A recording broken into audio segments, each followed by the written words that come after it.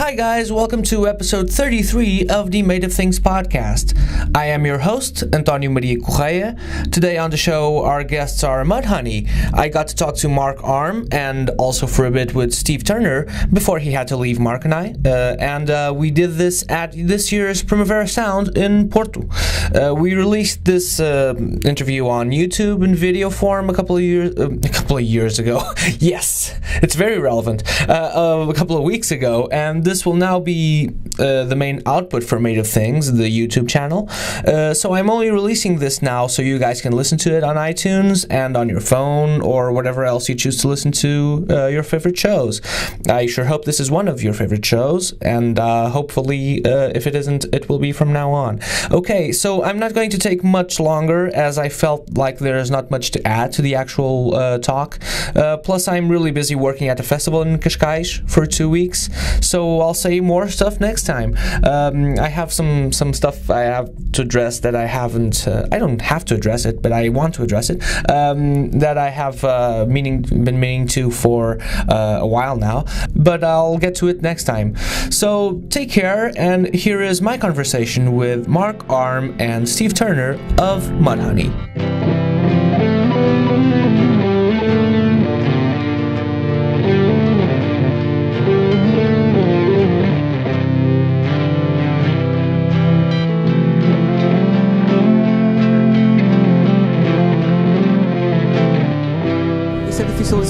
Sorry about Portuguese, guys.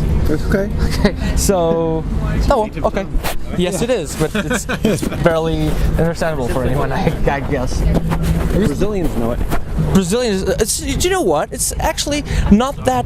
There's a lot of differences. There's a lot of differences. We understand them, but it's... because Brazilian is much more openly pronounced, for instance, as is Italian or Spanish. So it's not as Russian sounding as it is as Portuguese is. So they don't understand us. So sometimes it's just, they won't know what the heck we're talking about. But yeah. So how are you guys? Good. How are you? I'm doing excellent. I'm speaking to a band that's been around, around my musical knowledge since pretty much very early on. So since before you were born. Well, yes, because actually, straight up my year. What would it be? Would you think? How old you are? Yes. I would say. This matters to no one, but just to Maybe 27. Thank you. No, actually 34. But yeah, okay. Yeah. That's so I'm actually from '81. So you guys weren't around then. Green River wasn't playing then. No, not yet. But Mr. Ep was. Mr. Ep. Okay, yeah. Because you guys started Mr. Ep really early.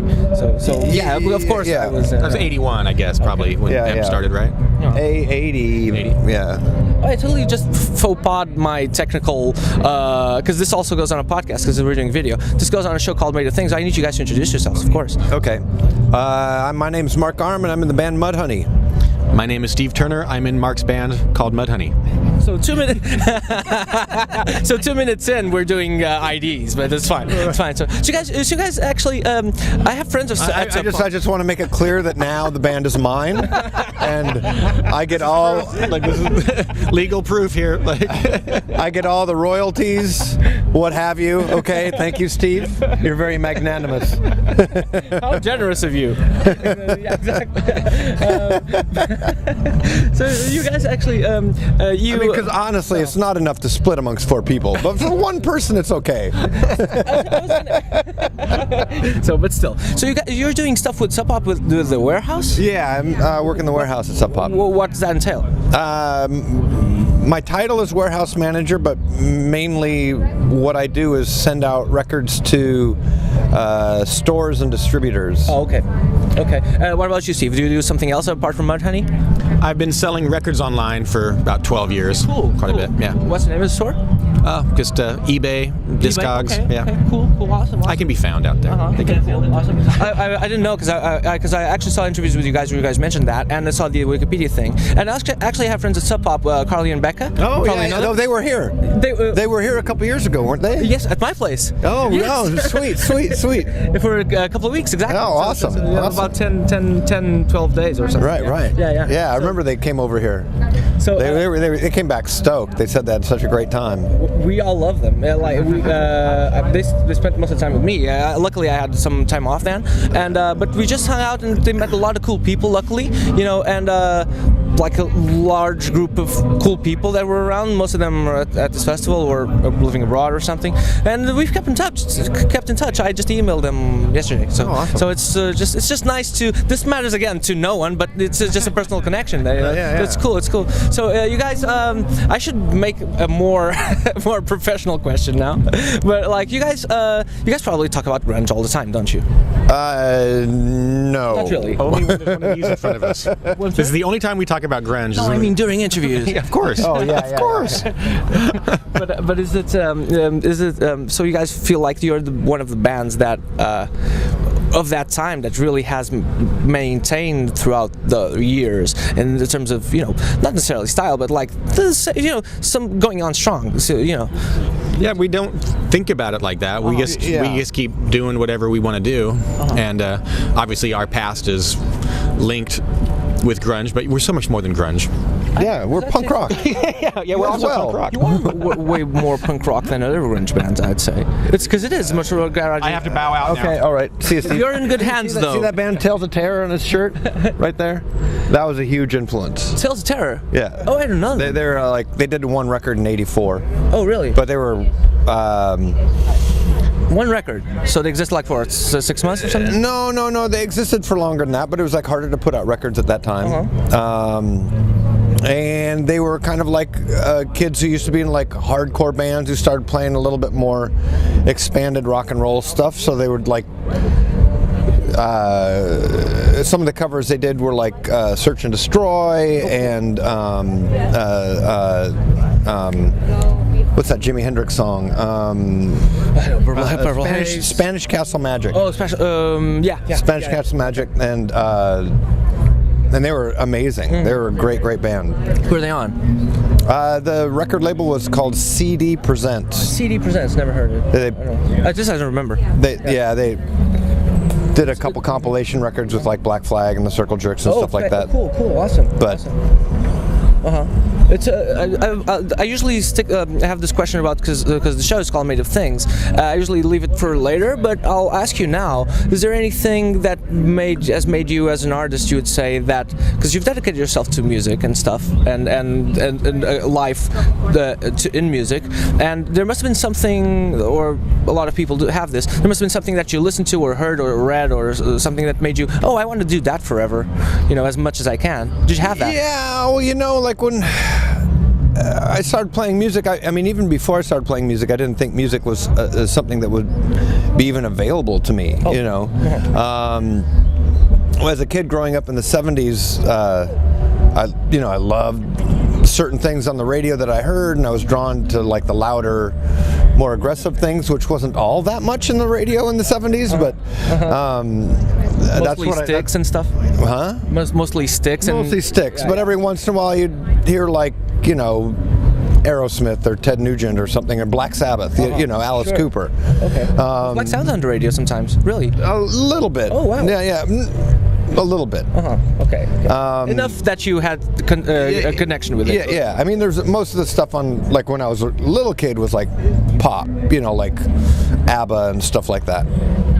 And the Carpenters, I would imagine. Yeah, the Carpenters for sure. Carpenters in the U.S. Yeah. But the idea that I grew up with was that like all these people and all these bands were magnificent musicians who like had been playing since they were born, and I just didn't have that skill, so I didn't even think that was an option for me until kind of punk rock came along, and not even like 77 punk rock, but more like very early 80s hardcore. Okay. Yeah. And mainly because that was like music that was being made by kids that were my own age. Sure. Like 16 to early 20s, like just, it's like, oh, anyone can do this, and Because it opened up a lot of doors. Because it used, I'm sure, like, because once you had people like, I don't know, the Minutemen or something doing stuff. I mean, the Minutemen, like, they were fucking fantastic musicians. You know, there were also bands like Flipper who just made the most god awful but beautiful noise that I was really, really into. You know, and that was kind of like something I can relate to, because I can make a shitload of horrible noise and have a good time. And there was no way at that point that I thought, like, this is going to be what I do for the rest of my life. Okay. You know, I mean, that was just like, this is what I'm doing now. We're playing in bands with my friends while I'm going to college or whatever. You know, I mean, at that age, I thought, like, I was going to maybe be a novelist or something like that, you know, which is another far off thing that obviously did not happen. It's your own version of the thing, though, isn't it? Turns out it's a lot easier to make noisy music than it is to write a novel and shout out stuff that doesn't necessarily have to make sense unless it's for yourself. Yeah, exactly.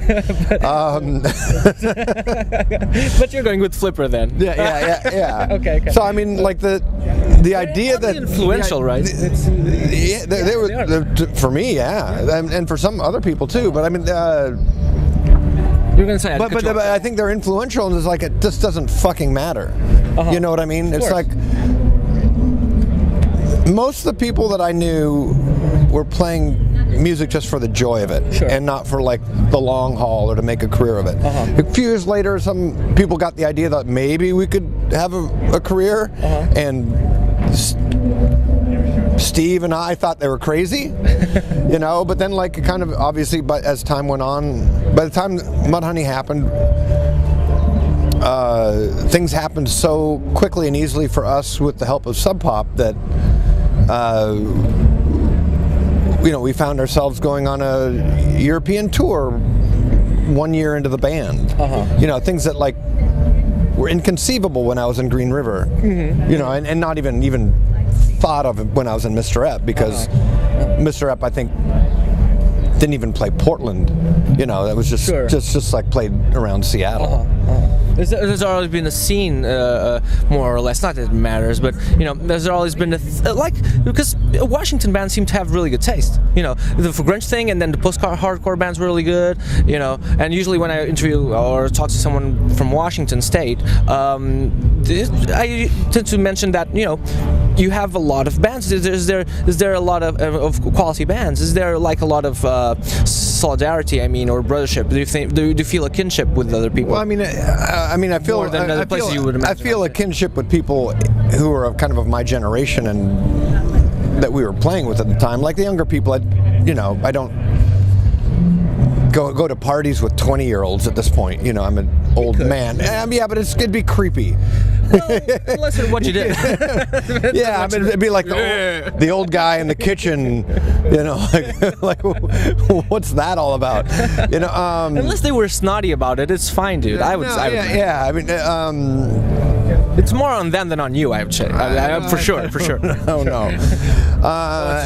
You know, one thing about, you know, Seattle and the Pacific Northwest is the weather it's dark and kind of not very cold, but cold enough and rainy that you don't want to. There's not much to do outdoors for half of the year.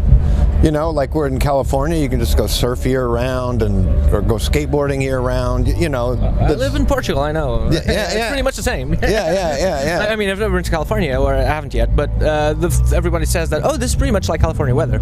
It's a little bit, you know, this is Porto and this is a little chilly today. But usually, we're from Lisbon, and I'm from Lisbon. I'm from Lisbon, and it's usually excellent weather, really, most of the time. Right. So and everyone says like, oh, it's you know, LA and around LA, and San Francisco has obviously you know, different weather, but it's pretty much, you know, not to talk about the weather, but you know, it's that mindset at least that you can literally be doing nothing, you know, and be happy, you know, just, you know, taking in the sun and having a couple of beers and whatever. Right. You know? So yeah, so I can tell. Do you feel this stuff is everywhere? Yeah, do you have that? And it's super cheap. It's a rosé wine. Yeah, it's a Vino Verde. Oh, it's a Vino Verde. Oh, but it's a reddish. Yeah. And that costs $3 a little over €3 at the grocery store. It's insane. Yeah. And in Seattle, it's maybe $9, so it's like 3 times the price. $9-10. What would you get in the U.S. for that price? Like box wine or something? For $3, you'd get Not even shit. Really? You'd get shit for you wouldn't want to drink it. Do you know how much box wine is over here? No. Like 60 cents. It's stupid. Yes. Yes. You wouldn't want to get that for that price, but right. For that price, because you have other stuff available for like just a few like more. a couple of years more, and you'll be fine. So, I mean, like for not much money, you can just sit around and have a good life. Exactly. That's exactly it. On the other hand, it's true though. On the other hand, wages though, fucking shit. You know. Oh, right. Yeah, wages are terrible. But if you want to stick around Portugal, you'll do fine. You know, a lot of people just move here. You know, a lot of musicians and stuff like that. Panda Bear just performed last night. He's been living in Lisbon for 10 years or something. It's and a lot of people do that. Yeah, it's funny. You know, Thurston was here for like 6 months or something back in Lisbon. I think met him a couple of years ago. And but you feel like, for instance, you feel like at the festival, this Primavera Sound in Porto. Do you feel like there's more, do you feel like there are a lot of bands that your brother bands, more or less, or at least that represented something that you were a part of? Do you feel like any part of a movement? Like a few. I mean, like Dinosaur, which I haven't even said hi to those guys yet. But hi, Jay, over there. He's not going to look. He's talking to Dan, our drummer, and Maskus is over there for people who aren't seeing this, but yeah. And Lou Barlow just passed me by. I talked to him like 10 years ago. Yeah. Oh, right.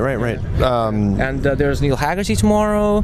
Then, awesome. Yeah. I haven't seen the full lineup. I just saw the lineup for today. Oh, I didn't mean to put you on the spot. You need to know the lineup. Of course you don't. We did a couple shows with Protomartyr a few years ago, and I love that band. Awesome. I don't know if we'll stick around tonight because we have to get up super early tomorrow to catch a flight. I see. Do you guys? Let me just check, because I prepared these things. But for instance, like you, yes, I do. Do you think, like, it was back to the grunge thing? Not to hark too much on the grunge, but it's not often that you get, someone that was there and such a big presence of something that was so huge worldwide, and so people still are listen to grunge all the time, and do you think that kind of the whole idea of grunge died with Kurt and because apart from you guys, because you guys are going steady, but I don't know, I don't really care. Okay. I mean, it doesn't really matter that much to me. Like I usually don't talk about these things, but because it's rare. But to me, we do what we do because we like what we do, and we're kind of too dumb to do anything else. Sure.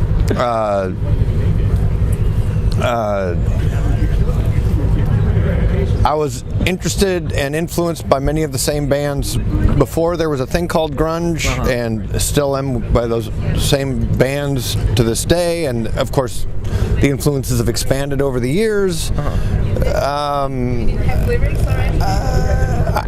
I don't know. I don't really care what you call it. Yeah. Because you know what? I usually don't ask questions like this, or actually ask questions, or at least talk about this. But it's a rare chance. And also, I watched a couple of interviews with you guys. You guys seemed pretty, at ease speaking about grunge and stuff like that, and which is something like the sort of detachment of oneself in the of a band's self, I would say, and more like an analytical point of view that bands don't usually have. So that's what I was going for, but I don't really. Again, you do what you do, right? Because you do what feels natural to you, and whatever. I get that. It's fine. I'm not. Try not to analyze it too much. Sure. One thing I hope we never do, and I think we've successfully avoided that, is like try to aim our songs at an audience. Oh, good. You know what I mean? Okay, cool. Like, because once you start thinking about what people want to hear, what the next trend is going to be, or whatever, I think you're kind of too late. It's a different thing. Like if you just happen to be like a young band and you're playing something that's like kind of newish or whatever, and you're like maybe on trend for the moment, but that's only going to last a little while. Sure. You know, Yeah. and then to like watch some bands kind of chasing what the trends are, it's painful to me. You know. Yeah. Do you think there's a lot of that now? Because bands sometimes forget melodies. I don't really pay attention that closely to like pop music, so I don't. Oh no, I didn't even not even pop music. I just like stuff that's around now. You know, there's a lot of excellent stuff, but a lot of popular bands seem to just like I don't mean necessarily pop, but you know, just like well-known bands seem to forget that there's melody involved. You know, I was just listening to some. Not that I'm not an advocate of saying like, everything back in the day was better. No, not at all. But you know, there seemed to be a lot of, like an attention to melody that there isn't anymore. Sometimes it's just a style. You know, now it seems. I don't know how much melody we have. You do. It's in there. It might be in there, but it's not like, like we're not the band with tight harmonies and beautiful sing-along melodies and giant You're not the Beach Boys for sure, but no. but they're in there. I mean, there's black metal has melody somewhere in there. You just have to reach for it. It's there. Yeah. And punk rock also there's boredoms have melodies. Yeah. They're in there. They're weird, but it's cool. They're still using, for instance, I'm curious. Are you still using the Big Muff? Steve uses a Big Muff, yeah. Okay. So no other fuzz boxes or whatever. It's just electro-harmonics, classic. He's got a couple of boxes. The Big Muff is one of his main ones. He also uses a Fuzz War sometimes. Okay. The Super Fuzz died a long time ago, and I kind of found myself gravitating to a box that was made in the early 90s called an Ibanez 60s Fuzz that I've just... Oh, never heard of that. It's a weird box that they made for like 2 years, and I've... Okay. Over the years I've found a few of them and had to like have a friend of mine put them in metal cases because they're pretty fragile boxes. Oh, okay. And for just like kind of lighter distortion, we use like the DoD pedals. I can't remember what they're called. Oh, okay. Yeah. No, it's still around. Okay, cool, awesome. I didn't know because for some reason I never got into DoD pedals, for instance. But I do have the little I actually just forgot the name, but the little white and green Big Muff one, the small box one. Right. I'm not sure. I went for it because I thought it had more range, but I didn't really know that it was as good as the other Big Muff. I have no idea. Whatever. But the wicker thing, it's pretty actually very, very wide in terms of range actually, because the Big Muff tends to cut off the high ends sometimes, doesn't it? Because it gets all fat and the other one just has trebly sounds and bassier sounds, just pretty well. The dynamics are really good, I find. So I was curious always curious about fuzzes, and because you obviously named there's the shirt and the Mudhoney Big Muff shirt, but it's funny because the first time I owned a piece of Mudhoney music was the Judgment Night soundtrack. Right. So with Sir Mix-a-Lot. Yeah. And I was sparing. How's doing that? And have you done anything similar since? We don't do a lot of collaborations with people, but that was one. Because that album might have launched new metal, maybe. Maybe I don't know. Not to put a burden on you, of course. It wasn't your responsibility. It wouldn't have been because of us. That song, at least, yeah. I think, from what I understand, that we might have been the only two people who were in the same studio at the same time. Really? Because I think a lot of it was done like through the mail or whatever. Really? Already? Yeah. Because now apparently that's the norm. That you email everything. People just record and whatever. Well, I mean, this was kind of before email was a thing. Yeah. That was. That's surprising. Exactly. That was around. Okay. Wow. Okay. So did you know the guy, and was he cool? And We met him, and yeah, he's super cool. Awesome. Nice guy. oh, awesome. Yeah. I don't know. So it must have been like you guys in Faith No More and We Are Tribe, because you're never going to write what they did unless you're in the same room, I imagine, because that song was just not, I don't know, because never going to agree on someone just freaking out on their own song if they're not in the same room. I know, I'm assuming a lot of stuff. But you guys released Vanishing Point in 2013. Are you guys doing anything you like new? We're working on new stuff. It's a little slow going. Steve lives 3 hours away in Portland, so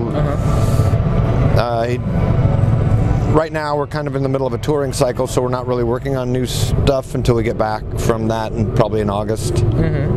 Okay, that's cool. So there's basically no pressure. No, there's no pressure. There's never really been any pressure. We don't. Pressure from the own band, not I mean labels or whatever. Yeah, I want to do something, Yeah, I mean, at this, one of the kind of freeing things for us is that we do have jobs. Yeah. And so we're not. Our income doesn't come from music. So like, our music can just come straight from the heart. It doesn't. We don't have to think about like how many records we're selling or how many people are coming to shows. Luckily, people still come to our shows, and a few of them still buy records. So you guys are a strange version of Arbeit macht frei, which is the Nazi "work makes you free." Oh fuck! That just fucks over your whole thing. I'm sorry. Yeah. I'm joking, guys. Well, I do work for Sub Pop, so that's a little bit like working at a concentration camp. I would hope not. Oh, hi, people at Sub Pop. You're not a fascist regime. I would. Well, it's mainly Becca. Becca is This Die Führer.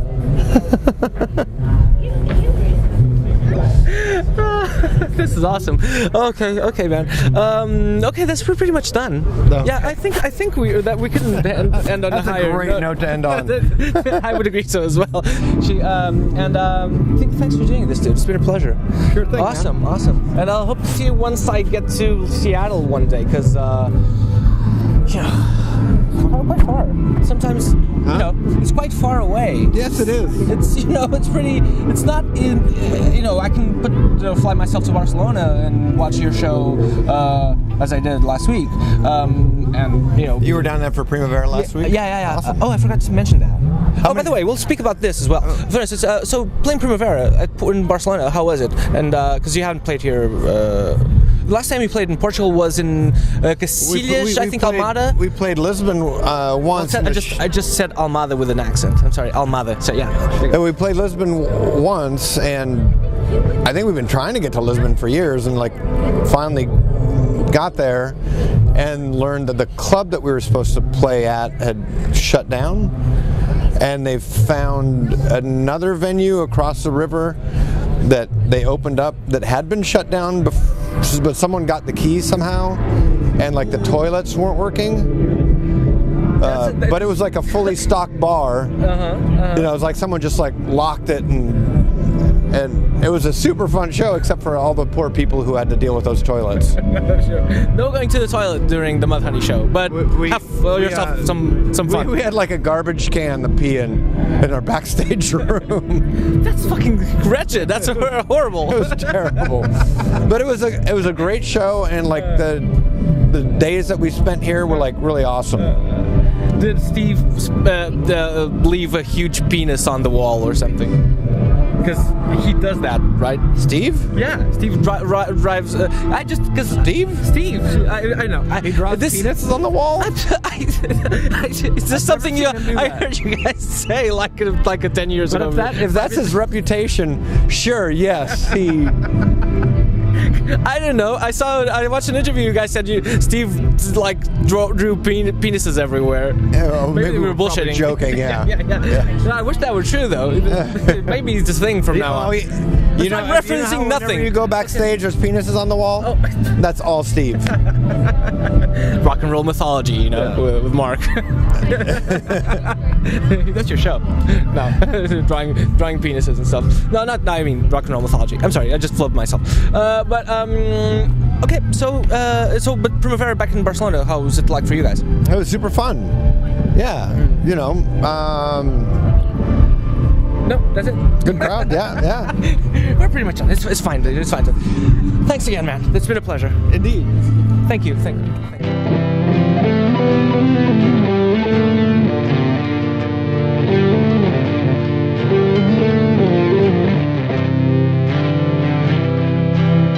Thanks for listening, guys. A new episode will be up on YouTube soon. Don't forget to subscribe to Made of Things on there and follow us on all the social media, such as Twitter and Instagram and all that. That should be a new thing, all that. Ungoogleable. Whatever. See you guys soon. Thanks. Bye.